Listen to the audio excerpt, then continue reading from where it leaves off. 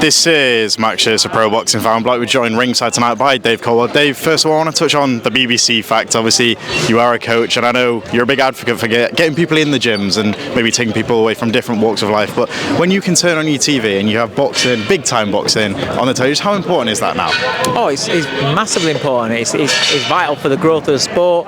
It's great for the profile for the fighters that are in the sport now, and it encourages people to look at it and go, do you know what, I want to do that. And young kids especially in the climate that we're in at the moment, where we're seeing a lot of issues with young people and young men, young women. I think it's shining a light on our sport, and hopefully we get a good influx of it. Definitely. Now I'm speaking to the man that had the best view in the house tonight. Let's talk the main event. Jeamie TKV, Frazer Clarke. Like I said, ringside, I had TKV just nicking it. Did you have it similar? Yeah, I thought TKV just nicked it. I thought I deserved it. Not controversial, but I could see how it would be really, really close. I couldn't see how it was 3 rounds the other way, but you could see how it could be close because the fights, the rounds were hard fought. There was a lot of give and take in the rounds. So yeah, I can see why it was close. Yeah, and then obviously in the co-main, Fran Hennessy, 20 years old or 21. I didn't realise she was that young. Wow. We were told that she was 19 on the notes. I got the 19, so I was talking about a 19-year-old until saw her in the ring and it come up on the camera. She was 21. I was like, oh, okay. But yeah, 21 years old. She's still young. So young. So inexperienced. She's running against a 22-2-2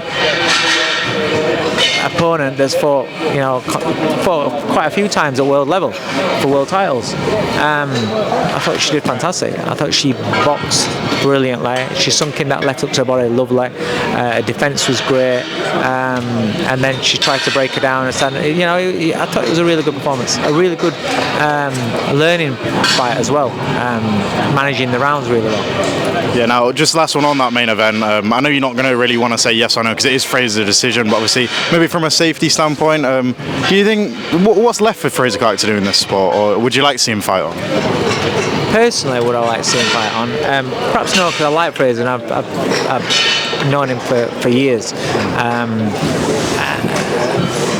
Whether what's left for him is maybe a rematch, maybe chase that British title, maybe, I don't know. It depends on what he wants to achieve.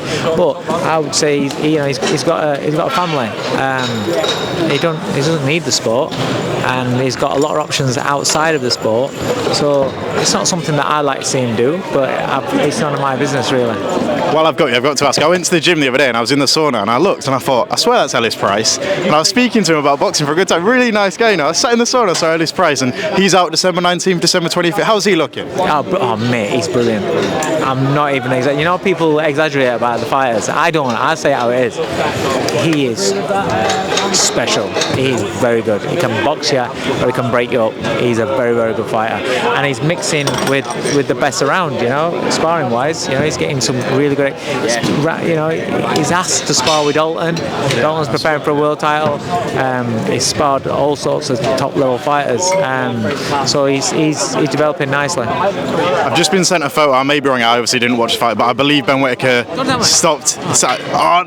Maybe I don't know the result. Right? But say Ben did win.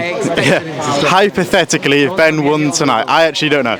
If Ben did win tonight, we saw Anthony Yard ringside tonight. Like, where do you put Ben in maybe the domestic level? Would you put him in there with a Boazzi or a Yard, or is it still too soon? You could if you want, but not really. He's not done anything yet, so you won't put him above that. But what are you saying? Would he beat him? I don't think he would. But this version of Boazzi at the moment doesn't look too great. So would he have a chance of beating Boazzi? Maybe so. Yeah, I would say so. I don't know. I don't know where Anthony Yard is, because he either boxes, apart from Lyndon Arthur, either boxes people down here or the elite. So you don't actually know how good Anthony Yard is. Is he European level? Is he? I don't know. I think it's a bit early for them because he's not fought anybody yet. I think he needs a few real fights at light heavyweight. He could fight Laurent Richards if he wants and see if he could beat him, and then he goes on to the Rhodes name. But a light heavyweight mix is quite tasty. You know, you look at all the obviously Frank and Eddie are working together now. Look at all the light heavies that Frank's got. You know, your Willie Hutchinsons, your people like that. That'd be a good fight. You know, who's the other kid? Ezra Taylor. You know, Ben's not fought anybody above them sort of levels yet. So I wouldn't say fighting the world title challengers now. Not yet.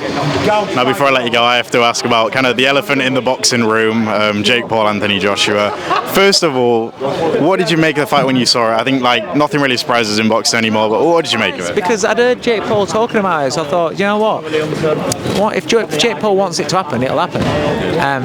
But how it switched from Tank to AJ was a bit of what? Okay, but it's not, the fight happening isn't a surprise to me, but how it dropped on us, that was a surprise. Yeah.